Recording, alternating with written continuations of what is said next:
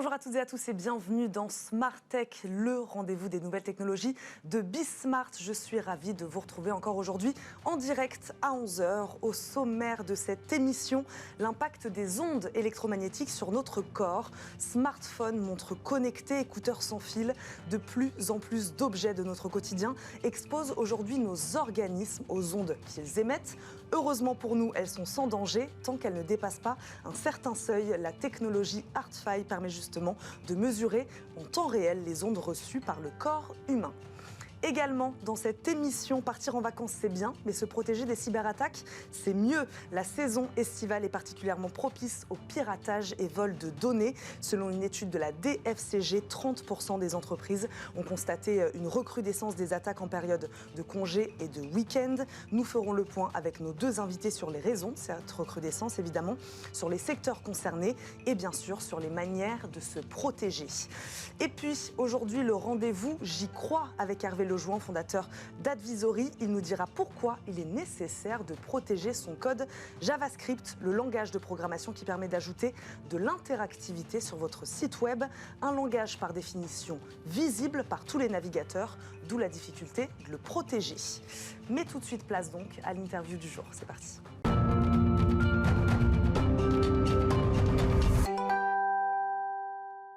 Focus aujourd'hui, je le disais, sur l'impact des ondes électromagnétiques sur notre corps à l'heure de la 5G et de la multiplication des appareils connectés. Mesurer et quantifier les ondes absorbées par le corps humain lors de l'utilisation d'un objet connecté est alors apparu comme un enjeu de transparence et de santé publique essentiel pour notre invité, d'où la création d'ArtFi et de sa technologie de rupture. Stéphane Panetra nous accompagne, président du directoire d'ArtFi. Il est avec nous. Bonjour. Bonjour. Merci beaucoup de nous accompagner. Et merci à vous de nous accompagner, Stéphane Panetra, dans Smart Tech aujourd'hui. Une question d'abord, je le disais, sur la dangerosité des ondes électromagnétiques. En dessous d'un certain seuil, sont-elles véritablement sans danger pour la santé? Il y a des études scientifiques qui viennent approuver ça. Voilà, donc c'est-à-dire que ce seuil, en fait, est le seuil limite au-dessus duquel on voit en fait l'apparence potentiellement de danger. Donc, quand on respecte ces seuils, eh bien, on garantit aux consommateurs l'absence de danger. Alors, l'OMS a classé potentiellement cancérigène la téléphonie mobile sur la base d'études faites en 2009 par notamment une étude qui s'appelle Interpol qui avait vu des corrélations potentielles avec des gliomes. Mais il ne faut pas dépasser ces seuils. Voilà. L'impact des ondes sur la santé, il est clair. Mais il ne faut pas dépasser ces seuils. Et donc, il y a cette fameuse valeur de DAS qui est quantifiée et dont les seuils limites maximum ne doivent pas être dépassés. Et c'est ce que nous mesurons avec notre nouvelle technologie. Mais c'est bien de le préciser parce que moi, j'ai une question à vous poser, Stéphane Panetra. Comment regardez-vous le niveau de confiance de la population sur cette question-là, la dangerosité des ondes? On en a beaucoup parlé dans les deux sens d'ailleurs. Il y a beaucoup d'idées reçues sur ce sujet-là, du téléphone dans la poche qui peut être dangereux, qui peut rendre stérile. Enfin voilà, il y a beaucoup de choses qu'on a entendues. Comment vous regardez ça? Moi, je regarde ça avec beaucoup d'humilité. Aujourd'hui, l'ANSES est assez clair sur le sujet, c'est que les téléphones mobiles sont la principale source d'exposition aux ondes et pas les antennes relais. Ça, c'est quand même un élément important à souligner. Et donc, moi, je regarde ça avec beaucoup de pragmatisme. Il faut les mesurer, les téléphones. Sans avoir cette mesure, c'est un peu théorique de dire il y a un risque, il n'y a pas un risque. Il faut le mesurer, garantir ça. Et on sait très bien que quand on produit des équipements en grande quantité, en masse, on peut avoir des dérives au fil de la production. Et donc, il faut s'assurer que les téléphones restent dans les gabarits tout au long de leur cycle de vie. Et puis le téléphone, on l'utilise. Il est tout le temps avec nous. Il tombe. Il lui arrive des avaries. Et puis, il est reconditionné, ce téléphone. Et il lui arrive encore plein de choses. On démonte complètement le téléphone pour le remettre sur le marché sans le tester. Ce n'était pas possible du point de vue d'ArtFi, ça. Il fallait vraiment que ça change. C'était juste technologiquement impossible de mesurer tous les téléphones mobiles. Et donc, d'apporter la garantie aux consommateurs que les téléphones mobiles étaient safe. Donc, maintenant, il est possible de tester votre téléphone, le téléphone de chaque boîte qu'on peut trouver à la FNAC ou dans les magasins. Et on a créé un label pour le rendre visible, pour que le consommateur sache que le téléphone, la valeur de DAS qui est indiquée aujourd'hui sur les étiquettes, il faut que les consommateurs sachent que ce n'est pas la valeur de DAS du téléphone qui est dans cette boîte. Ce n'est pas une désinformation, mais c'est un manque d'information. Il faut renforcer l'information. Et le label CheckWave que l'on crée a pour vocation à dire le téléphone qui est dans cette boîte a été testé. Il est à la fois fonctionnel et protecteur de la santé. On va revenir dans le détail évidemment sur la technologie qu'implique cette solution de mesure pour mesurer justement l'impact de ces ondes, de ce label justement qui promet aux consommateurs, en tout cas qui donne de l'information aux consommateurs. Je voudrais revenir sur ce que vous disiez. Là, vous prenez l'exemple du smartphone. Oui. Moi, j'ai parlé d'objets connectés. Bien sûr. Est-ce qu'aujourd'hui, voilà, je ne sais pas, il y a des objets plus susceptibles d'émettre des ondes sur lesquelles il faut faire attention aujourd'hui? On parle du smartphone, évidemment, ça nous paraît évident. Il y en a d'autres aussi. C'est les objets en fait qui sont proches de notre corps, à moins de 20 cm en conditions naturelles d'usage. C'est ces outils-là, c'est ces appareils-là qu'il faut de manière prioritaire observer au niveau du DAS. Les objets qui sont plus éloignés du corps humain, les ondes s'atténuant très rapidement dans l'espace, sont moins problématiques et moins prioritaires. Mais vraiment la priorité, c'est véritablement de bien mesurer tous les objets connectés. Et peut-être que vous l'avez noté, mais de mes derniers passages, j'avais mentionné l'évolution des normes à l'international. Les normes internationales, aujourd'hui, ne sont pas capables de mesurer précisément les différentes nouvelles technologies. Il a fallu qu'ArtFi crée une nouvelle norme, qu'elle pousse maintenant pour que l'Europe reconnaisse au niveau européen. C'est-à-dire, pour expliquer à nos téléspectateurs, c'est-à-dire qu'elles imposent une réglementation, des obligations aux fabricants sans être capables de mesurer. L'obligation est de 100% sur 100% des téléphones produits, mais il n'y a pas d'obligation de moyens. Ça veut dire que les constructeurs peuvent faire ce qu'ils souhaitent de ce point de vue-là. Mais surtout, la norme telle qu'elle était faite pour mesurer le DAS décrivait une technologie qui a donné lieu à un monopole en Suisse, d'une société suisse. Et nous, ArtFi, on arrive en disant, il y a une technologie plus moderne pour mesurer véritablement bien la 5G, ce qui n'était pas possible jusqu'avant nous, avec les émissions multiples en particulier. Rendons possible le test de tous les téléphones mobiles en production, rendons possible le test de la 5G, mais pour ça, il faut une nouvelle norme qui ne soit pas exclusive technologiquement de ce qui se passe en Suisse. Et donc, il faut défendre aussi les intérêts français, les intérêts européens. On a un boulevard pour le faire. Il faut que les pouvoirs publics se mobilisent autour de ce sujet-là. Expliquez-nous alors cette technologie de pointe qui implique justement et qui permet la mesure aujourd'hui de ces ondes électromagnétiques. Comment ça marche la technologie ArtFi? La technologie en fait c'est un scanner en 2 dimensions où on capte l'amplitude et l'intensité du champ électromagnétique et la façon dont il se propage, ce qu'on appelle la phase. Grâce à ces informations-là qu'on a été les premiers à être capables de mesurer et qu'on est les seuls aujourd'hui au monde à capable de mesurer directement, on est capable de reconstituer le signal en 3 dimensions de manière exacte. Et donc de calculer vraiment en 3 dimensions la quantité d'énergie absorbée par les tissus humains et donc le DAS. Et notre ligne de produits adresse les laboratoires, mais avec cette rapidité d'exécution du test, on rend possible l'implémentation de cette technologie directement dans les lignes de production pour tester jusqu'à 100% des téléphones mobiles produits, qu'ils soient neufs ou reconditionnés. Donc vous travaillez main dans la main avec les fabricants de mobiles? Oui, on travaille main dans la main aussi avec les opérateurs qui s'intéressent beaucoup à ce sujet-là. Il ne vous a pas échappé que des sociétés comme Orange s'intéressent beaucoup à la sobriété numérique et au RSE. Le sujet du DAS ne pourrait échapper à cette approche-là, c'est évident. Le consommateur a besoin de cette transparence et de cette fiabilité de l'information qu'on lui donne. Mais c'est ça, puisque celui qui est touché finalement, in fine, c'est le consommateur. Oui. C'est lui qui va recevoir cette information. Exactement. Alors, vous parliez avec qui nous travaillons. On travaille aussi avec les reconditionneurs.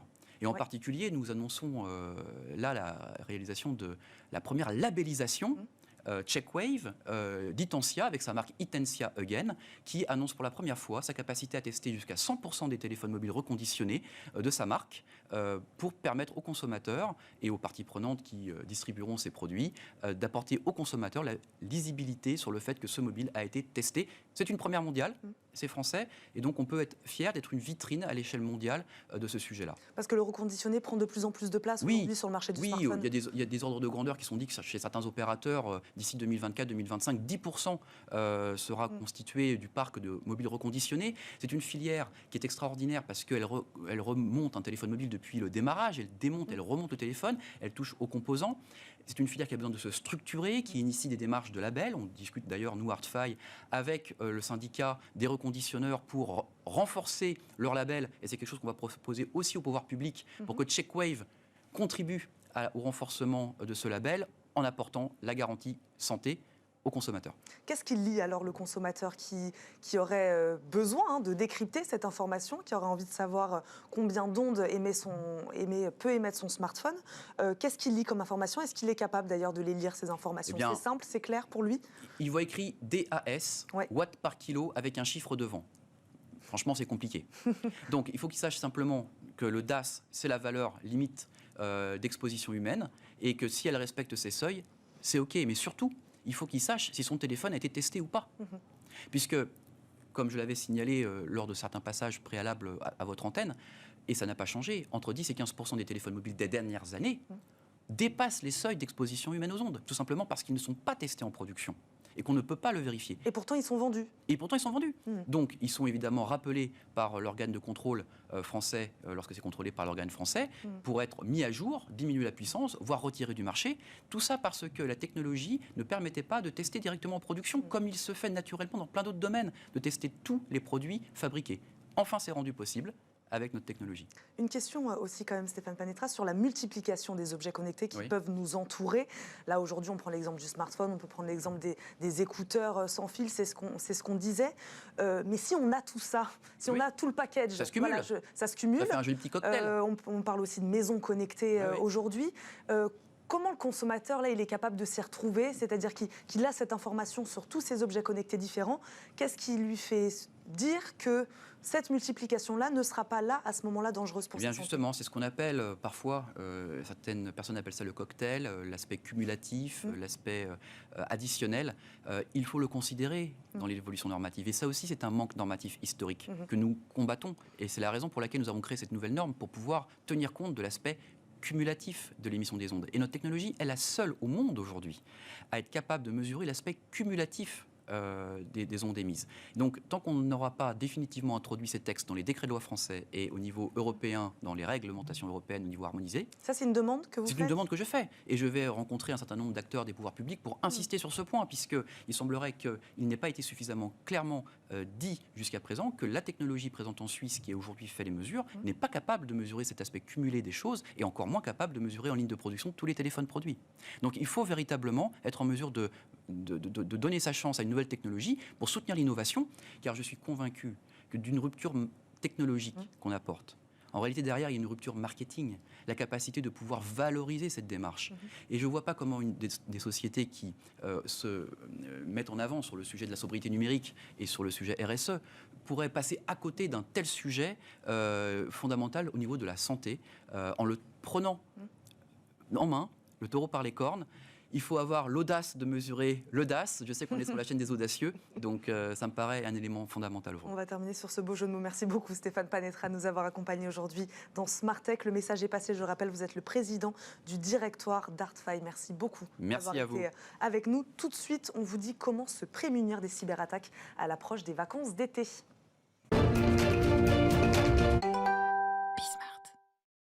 Effectifs réduits, horaires décalés, télétravail, la période estivale dans les entreprises profite malheureusement aux hackers, aux pirates informatiques. On se rappelle des quelques exemples récents d'hôpitaux français, notamment victimes de cyberattaques. Selon une étude de la DFCG, ce serait 30% des entreprises qui auraient constaté une recrudescence des attaques en période de congé. Ransomware, vol de données suite à des cambriolages. Nos deux experts vont nous aider à décrypter les risques liés à la saison et surtout nous dire comment se protéger. Xavier Duros nous accompagne, expert en cybersécurité chez Checkpoint France, l'un des principaux fournisseurs de solutions de cybersécurité pour les gouvernements et les entreprises. Bonjour. Bonjour. Bienvenue dans Smart Tech. Merci beaucoup de nous accompagner. Adrien Gendre nous accompagne également, associé et chef tech chez Vade, voilà, exactement. Entreprise spécialisée dans la conception et l'édition de solutions logicielles de sécurité, évidemment. Merci beaucoup également à vous de nous accompagner aujourd'hui dans Smart Tech. Xavier, pourquoi l'été est-elle une saison particulièrement propice aux cyberattaques? Voilà, on va commencer tout de suite. Commençons dans le vif du sujet. C'est vrai que l'été est propice aux cyberattaques parce que les populations dans les entreprises, on a deux éléments principaux, l'aspect personnel et l'aspect professionnel. Et on voit qu'il y a une perméabilité aujourd'hui entre le monde professionnel et personnel. Et c'est vrai que l'été est propice puisqu'on va réserver un certain nombre de choses. On va utiliser un certain nombre de sa messagerie pour faire aussi des réservations. Alors Veid va en parler tout à l'heure. Mais c'est vrai qu'aussi que le nombre de personnes présentes dans les entreprises diminue. Et donc, les équipes informatiques, les équipes de sécurité sont moins nombreuses pour être vigilants sur ces attaques. Les absences de salariés, en effet, les entreprises se vident l'été, on le sait. Ce facteur-là, il suffit à expliquer ce nombre croissant de cyberattaques l'été. C'est-à-dire, il y a moins de monde dans l'entreprise, donc forcément, plus de cyberattaques. Il est complémentaire et il est utilisé par les attaquants. En fait, les attaques, ils ont besoin de plusieurs choses. Oui. Premièrement, ils ont besoin d'un contexte pour construire leur attaque. Et on le voit, on a les mêmes phénomènes aux périodes de Noël, aux périodes de soldes, des Black Friday, etc. Ils utilisent le contexte pour avoir le sujet et que l'utilisateur soit au moins vigilant, puisque le contexte paraît quotidien. La deuxième chose dont ils ont besoin également, c'est un sentiment d'urgence pour que l'utilisateur clique rapidement sur le lien, ouvre rapidement la pièce jointe. Et la troisième chose dont ils ont besoin, c'est que les entreprises soient le moins armées possible. Ouais. Et donc, c'est pour ça qu'on voit une augmentation des attaques, par exemple, le week-end, où ils favorisent certains créneaux horaires. Et l'été est propice à cela, puisque les entreprises ont moins d'effectifs pour répondre aux attaques, les cellules de crise sont moins préparées. Et donc, en effet, ils profitent de ces créneaux-là. Pour rester sur la partie particulier, juste d'abord, vous parliez de réservation de vacances, etc. Le particulier, il est moins vigilant l'été aussi ? Ou c'est juste moins vigilant l'été, où il est plus connecté. Il est plus connecté, ouais. Et qu'on voit aussi une recrudescence des attaques de phishing ou d'hameçonnage et des noms de domaines qui sont enregistrés. On a vu comparé l'année dernière versus cette année, on a plus 60% d'attaques liées aux sites de réservation. On voit bien que les sites de référence de loisirs ou les sites de réservation sont des cibles parce que les gens vont se connecter et les gens vont aller chercher l'information. Donc comme on voit qu'il y a toujours un contexte, comme disait Adrien, sur ces contextes, il faut que les gens soient vigilants par rapport à l'usage qu'ils font lorsqu'ils cliquent, lorsqu'ils font une réservation et lorsqu'ils mettent leur numéro de carte bleue et leurs données personnelles sur ces environnements. Restez vigilants, évidemment. Côté entreprise, quels sont aujourd'hui les secteurs principalement impactés ? Moi, je donnais des exemples là, des hôpitaux, évidemment, on en a beaucoup entendu parler. Est-ce qu'il y a des secteurs plus impactés par ces cyberattaques l'été ? Oui, non ? Je pense que c'est assez large. Sur l'été, on a vu les hôpitaux, par exemple, pendant le Covid. Là, sur les périodes de vacances, c'est assez large. Ce qui va être ciblé, ça va être les entreprises qui vont être usurpées. En fait, les marques qui vont être utilisées pour que les utilisateurs tombent dans le panneau. J'ai quelques chiffres sur des exemples précis de ce que les attaquants sont en train de faire. On a vu une hausse d'attaques de location entre particuliers, donc les sites d'annonces, les sites de location. Ça passait c'était presque rien, quelques dizaines par jour.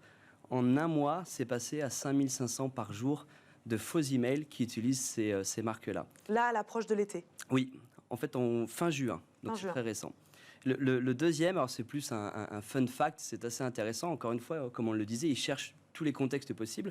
Donc quand on va en vacances, on a besoin d'un certain nombre d'accessoires, en particulier pour les moustiques. Donc on a vu une hausse des arnaques au piège à moustiques. C'est passé d'à peu près quelques milliers par jour à 8000 par jour entre début juin et juillet. C'était intéressant, merci beaucoup de nous avoir donné ces exemples très concrets. Moi j'ai une question, je voudrais revenir là plutôt côté entreprise. Vous le disiez, les salariés sont moins présents évidemment, sont moins dans les bureaux. Les services dédiés à la protection aussi sont moins présents. Voilà, il y a des entreprises, on imagine aujourd'hui, qui sous-traitent la protection de leurs données évidemment. Celles qui peut-être le font en interne. Le plus risqué, c'est quoi ? Alors ça, c'est vraiment un modèle d'entreprise, donc il n'y a pas de notion de plus risqué ou l'autre.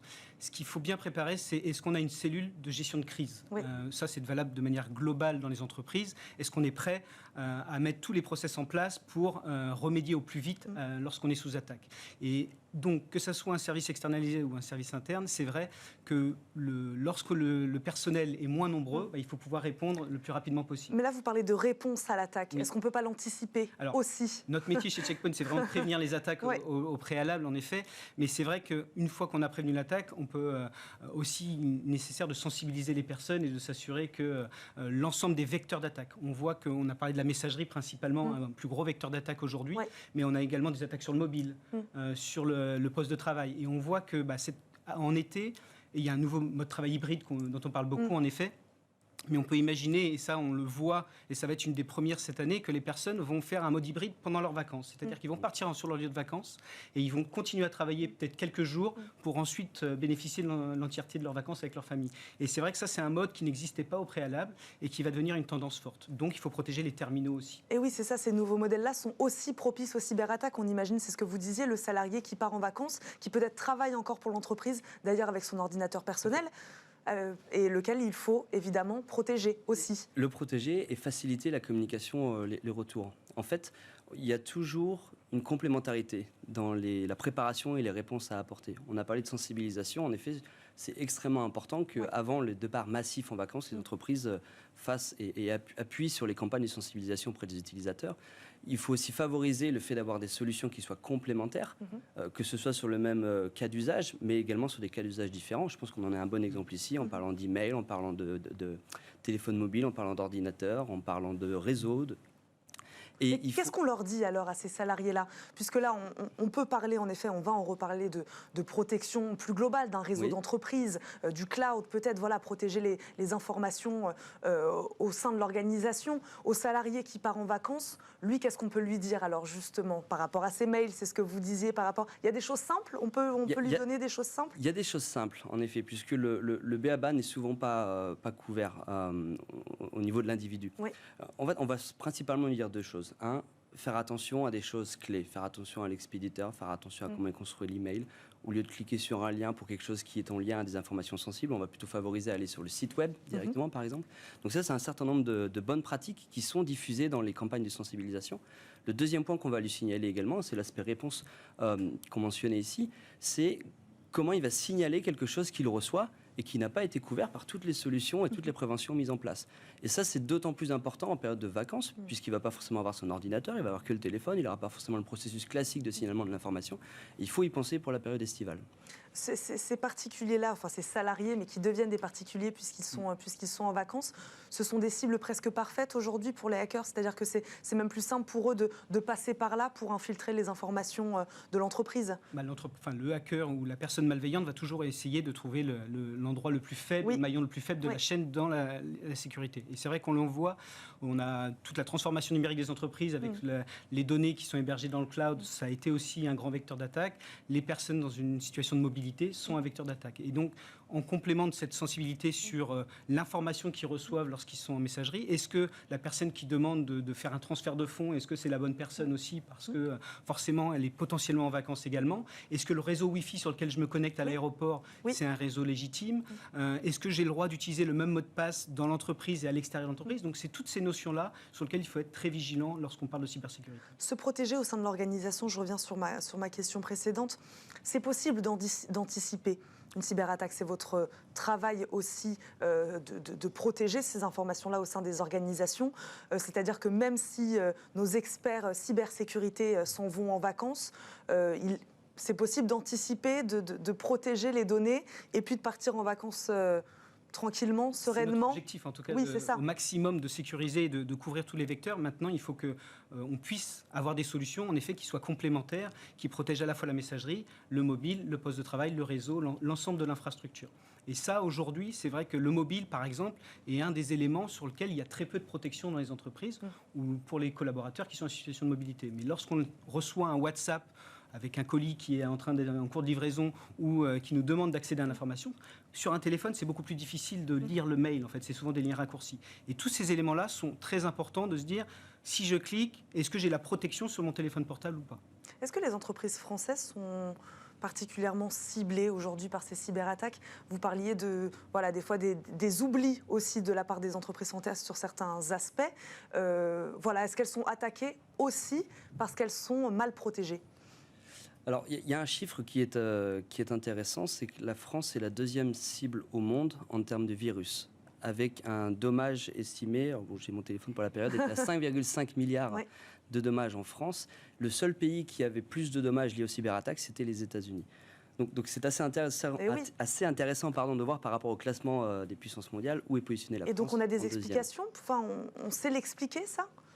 Alors, je pense qu'il y a énormément de choses. Il y a le positionnement de la France et les actions géopolitiques, etc., qui peuvent en faire une cible. Il y a des technologies qui sont extrêmement stratégiques que la France possède, qui en font également des cibles. Et ensuite, il y a... Mais je pense que ça a très fortement changé récemment. Mais il y a en effet, on a eu un retard, je pense, dans la mise en place des sécurités dans les entreprises, surtout au niveau du tissu économique, c'est-à-dire les petites et moyennes entreprises. Je pense que les grands comptes se sont préparés très vite, mais les petites et moyennes entreprises, on a encore un petit peu le syndrome de « j'intéresse personne, ça n'arrivera pas à moi ». C'est vrai qu'on n'en a pas parlé tout à l'heure, on parlait des secteurs, il y a les tailles des structures aussi également. On pense beaucoup, c'est vrai que quand on pense hôpital, on pense grosse structure, les TPE, PME, elles aussi se font attaquer, sont cibles d'attaque. C'est vraiment une grosse cible d'attaque aujourd'hui sur lequel il faut mettre l'accent. On a tout un écosystème justement qui accompagne les TPE, PME sur l'ensemble de leurs services de cybersécurité, en service managé également. On a tout un réseau de partenaires pour ça. Mais c'est vrai qu'aujourd'hui, ce phénomène de se dire ça n'arrivera qu'aux autres est très vrai en fait. Les PME disent non mais de toute façon j'ai pas de données critiques, mais il suffit que le système comptable de la PME soit complètement indisponible pour que le temps de remise en service de cette PME-là devienne très long et a un impact très fort sur leur activité et leur pérennité également. Sur ce retard de la France, vous faites le même constat. En effet, il est là, on commence peut-être à le rattraper, Alors, mais... Je pense que le Covid a énormément aidé à la sensibilisation et la prise de maturité sur la cybersécurité dans l'ensemble de l'écosystème. Par contre, oui, en effet, il y a quand même un retard global sur l'investissement des PME, des entreprises, sur l'ensemble de la couverture de la chaîne, comme je disais tout à l'heure, des vecteurs d'attaque, parce que c'est très vaste et les équipes ne sont pas extensibles non plus, donc il faut pouvoir investir justement sur l'entreprise. On a donné des mots tout à l'heure, on a parlé de phishing évidemment, de ransomware, de vol de données. Quelles sont les attaques, je ne sais pas s'il y en a, types d'attaques les plus courants aujourd'hui, voilà, pour qu'on comprenne bien ces attaques-là sur des salariés, notamment via des mails, finalement, des choses assez simples. Qu'est-ce qui se passe après? C'est quel type d'attaque, en fait, pour qu'on explique à ceux qui nous regardent? Alors, un vecteur très important, donc, c'est le phishing. Pour le définir, le phishing, c'est une usurpation de marque, principalement. C'est souvent envoyé en masse, mais ça peut être également envoyé de manière ciblée. Donc l'usurpation d'une marque, ça va souvent être une marque qui a pignon sur rue. Ça va être l'énergie, les impôts, ce genre de choses. L'objectif du phishing en général, c'est de récupérer les identifiants d'une entreprise. Et je pense qu'on reviendra sur le sujet, parce que c'est souvent la première étape d'une attaque qui peut être bien plus large. Donc on va parler de compte compromis. Une fois que le compte est compromis, on est dans l'entreprise et on peut aller sur le mobile, etc. Un autre type d'attaque que l'on voit énormément sur les emails, le volume est très faible, mais l'impact est énorme, c'est ce qu'on appelle le spear phishing. Donc là, c'est de manière très ciblée et c'est l'usurpation d'une personne. Le scénario classique, c'est l'usurpation du PDG de l'entreprise, et donc un faux mail qui va usurper le PDG de l'entreprise pour cibler le directeur financier, par exemple, et demander un virement parce qu'il est en vacances, non disponible, il faut le valider rapidement. Donc ils utilisent complètement le type de contexte dans lequel on arrive. Oui, puisque les cyberattaques... l'objectif de ces cyberattaques, pour la plupart, sont des arnaques financières.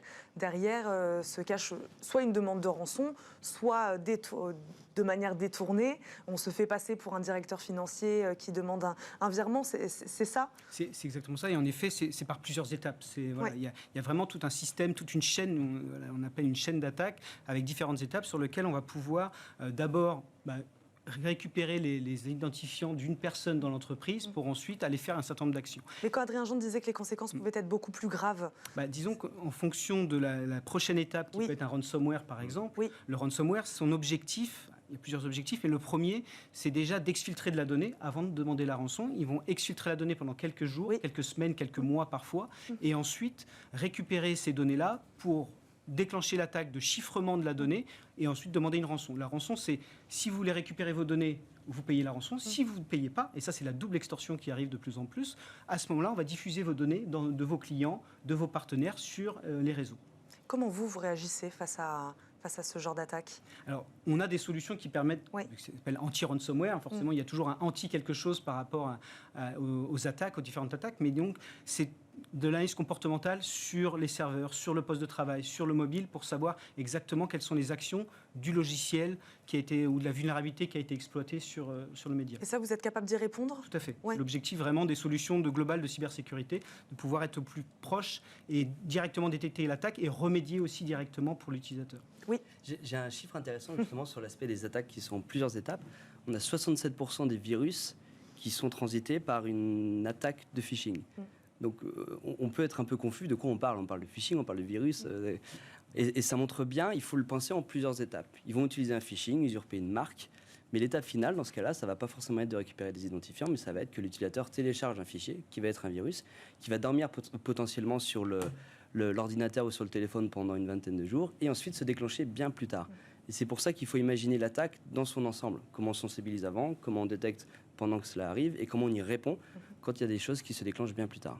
Il nous reste vraiment quelques secondes. J'aimerais juste revenir sur la protection pour les entreprises, en l'occurrence pour les particuliers. Des fois, c'est plutôt des gestes simples. On l'a bien compris. Il faut faire attention à certaines choses pour les entreprises qui veulent véritablement protéger leur réseau. Aujourd'hui, on peut protéger un réseau, on peut protéger un cloud, on peut protéger. On parle aujourd'hui beaucoup de bureaux intelligents, bureaux connectés. On peut tout protéger aujourd'hui dans une organisation. L'ensemble des vecteurs d'attaque. Par contre, c'est vrai qu'il faut avoir un projet global d'entreprise pour avoir cette vision à 360 sur où sont mes zones de risque et où je dois mettre la protection. Et c'est vrai que chez Check Point, l'objectif, c'est d'être un éditeur global de cybersécurité pour protéger l'ensemble de ces vecteurs et donc avoir une approche globale. Et on va terminer là-dessus. Merci beaucoup à tous les deux d'avoir répondu à nos questions aujourd'hui, de nous avoir été avec nous dans Smart Tech. Merci à vous de nous avoir suivis. On ne se quitte pas tout de suite. On marque juste une courte page de pub et on se retrouve après.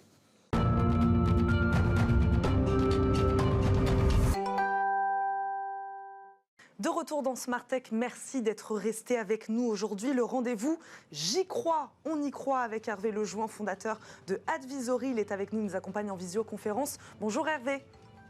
Bonjour Eva. Merci beaucoup de nous accompagner à distance, Hervé Lejoin. Merci d'être avec nous. Aujourd'hui, c'est ce que je disais en préambule de cette émission, on va parler de l'importance de protéger son code JavaScript ou son code côté client, c'est ça? Expliquez-nous exactement. Oui, en fait, vous étiez juste avant avec un éditeur de logiciels effectivement très, très connu et très réputé dans le monde de la cybersécurité. Et usuellement, effectivement, les solutions proposées en matière de cybersécurité se concentrent et se sont concentrées pour les entreprises essentiellement autour de la protection des réseaux, des infrastructures, des serveurs, qu'ils soient dans le cloud d'ailleurs ou hébergés en centre de données propre, mais aussi sur les postes utilisateurs des employés des entreprises, donc via des antivirus ou autres mécanismes comme ça. La gestion aussi des identités proposées par ces sociétés pour protéger les accès à différents serveurs. Donc ça, c'est, on va dire, majoritairement l'offre sur le marché en termes de protection, et c'est là-dessus que les entreprises se concentrent, et on l'a vu avant avec ce que vous disiez les éditeurs de Check Point. Maintenant, il est un domaine qui a été laissé un petit peu de côté, même s'il y a quand même des choses qui se passent, mais il a été un peu laissé de côté, c'est justement le code côté client. À partir du moment où vous avez un site web, j'entends pour que des consommateurs, des individus accèdent pour tout un tas de services, que ce soit du e-commerce, juste de l'information ou autre, eh ben, vous avez du code client qui est généralement qui doit s'exécuter dans un navigateur, que ce soit Chrome, Firefox ou Edge, et ce code client, il est généralement écrit en HTML et surtout avec du JavaScript, voire du Python, qui sont des langages interprétés. Alors ce que ça veut dire interpréter, ça veut dire qu'en gros, vous avez, c'est différent en fait des exécutables en C++ ou en Java qui génèrent des fichiers binaires, des points exe si vous vous souvenez. Et donc ces points exe, ils sont non modifiables, ils sont non lisibles parce que c'est une série de 0 et de 1. Dans le cas du langage interprété, vous avez finalement le code en clair. Le code est en clair dans la page dans laquelle que vous visitez, donc vous pouvez même y accéder en tant qu'utilisateur. Et finalement, ça crée aussi potentiellement des trous parce que ce code, il est potentiellement modifiable en temps réel via un certain nombre de mécanismes. Est-ce que vous pouvez nous donner quelques exemples précis? Alors oui, alors il y a le premier exemple, c'est ce qu'on appelle, alors je vais vous donner des mots un peu barbares en anglais, mais que je vais essayer d'expliciter, c'est ce qu'on appelle le cross-site scripting. C'est-à-dire, c'est une faille de sécurité sur des sites web. Donc ça, malheureusement, il y en a tout le temps, et donc c'est pour ça qu'il faut mettre à jour ces logiciels, qui permet en fait aux pirates d'injecter du code et du contenu, alors souvent sous forme de pixels, on appelle ça le pixel invisible. Donc vous ne le voyez pas, vous, en tant qu'utilisateur, mais pour autant, il y a quelque chose qui a été introduit dans la page. Et ça a pour conséquence de provoquer des actions, téléchargement de virus, redirection vers des sites tiers, qui sont des sites malveillants, bien entendu, vol de la session de l'utilisateur avec le cookie associé, c'est-à-dire que là, on va aller vous voler vos identifiants. Donc on a ce premier exemple. Le deuxième exemple, c'est ce qu'on appelle le web skimming.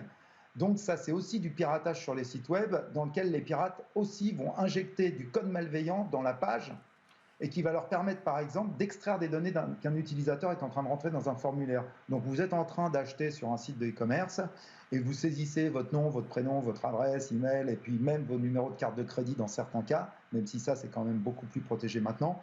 Eh bien, il peut y avoir à ce moment-là du code malveillant qui va aller lire toutes ces données. Il faut savoir par exemple que vous pouvez télécharger aussi dans les navigateurs ce qu'on appelle des extensions. Et ces extensions, il y en a des dizaines de milliers sur Firefox ou Chrome dans leur store. Et ces extensions, certaines d'entre elles ont accès au contenu de la page, c'est-à-dire ont accès aux données que vous saisissez dans les formulaires. Donc si vous téléchargez une extension qui est malveillante, elle va pouvoir tout collecter. L'autre aussi, un autre phénomène bien connu, c'est l'ad injections, donc la publicité qui est injectée dans la page. Donc en fait, tout à chacun, en fait, on a tous téléchargé un jour un logiciel, que ce soit du jeu ou autre, sur notre ordinateur. Et ce qui se passe à ce moment-là, c'est que ce logiciel, on vous propose aussi de télécharger des petites extensions ou d'autres logiciels à côté. Ce sont sur des sites qui ne sont pas les sites des éditeurs. Et là, souvent, on télécharge ce qu'on appelle un adware, donc un logiciel qui va vous envoyer de la pub. Et cette pub, elle n'est pas contrôlée par le site que vous visitez. Donc, vous allez vous retrouver avec un bandeau publicitaire sur un site. Et ce bandeau, il n'est pas contrôlé par le site. Et là, ça peut vous emmener, encore une fois, vers des choses malveillantes. Et d'ailleurs, vous avez ce qu'on appelle le Customer Journey Hijacking, où là, finalement, vous êtes en train de faire un achat et vous avez cette petite pub qui vous dit « Ah, 90% de moins », vous cliquez et malheureusement, on vous envoie vers quelque chose de malveillant. Hervé Lejouan, je me permets de vous couper parce qu'il nous reste très peu de temps. J'aimerais qu'on passe aux solutions. Évidemment, il y avait d'autres exemples. J'aimerais qu'on passe aux solutions pour se protéger de ces sites, de ces applications, s'il y en a, évidemment. Oui, il en existe. Alors la première chose, c'est en tant qu'utilisateur d'avoir un bon antivirus et de mettre à jour ses logiciels. Mais au niveau des entreprises, il ne faut pas oublier qu'à partir du moment où on a des sites web, où on a développé du code JavaScript, il faut se protéger. Et lorsque j'étais au FIC récemment, j'ai rencontré une société portugaise qui s'appelle JS Scrambler et qui est spécialisée justement dans la protection du code côté client, donc que ce soit code JavaScript, et qui va vous permettre de protéger, qui va permettre aux entreprises de protéger leur code, leurs sources, d'éviter le piratage de leur code source, d'offusquer aussi ce code parce qu'il est, encore une fois, il est visible. Ils peuvent l'offusquer et le rendre quasiment illisible, ce qui fait qu'un pirate ne peut pas y accéder, mais aussi permettre d'améliorer votre conformité en tant qu'entreprise à toutes les régulations, que ce soit le RGPD en Europe, mais aussi le CCPA et le HIPAA aux États-Unis, et aussi tous les standards de type norme ISO 27001. Donc ça, ce sont des gens effectivement qui permettent aux entreprises, qui sont souvent un petit peu, qui découvrent un peu le problème, mais qui pour autant après permettent de protéger à la fois les données de leurs utilisateurs et de se protéger eux contre une attaque. C'est important de se protéger. Merci beaucoup pour tous ces bons conseils, Hervé Lejouan. Merci beaucoup de nous avoir accompagnés aujourd'hui en visioconférence. Je rappelle, vous êtes le fondateur d'Advisory. Merci beaucoup, Hervé, et à très vite dans Smart Tech. Et merci à vous, évidemment, de nous avoir suivis. On se retrouve demain, même heure, pour un nouveau numéro de Smart Tech. Merci à Caroline Ricross qui m'a aidé à préparer cette émission. Merci à tous ces hommes en régie qui ont aidé eux aussi à faire de cette émission une belle émission aujourd'hui. Je vous dis à tous à demain. Très bonne journée et à demain.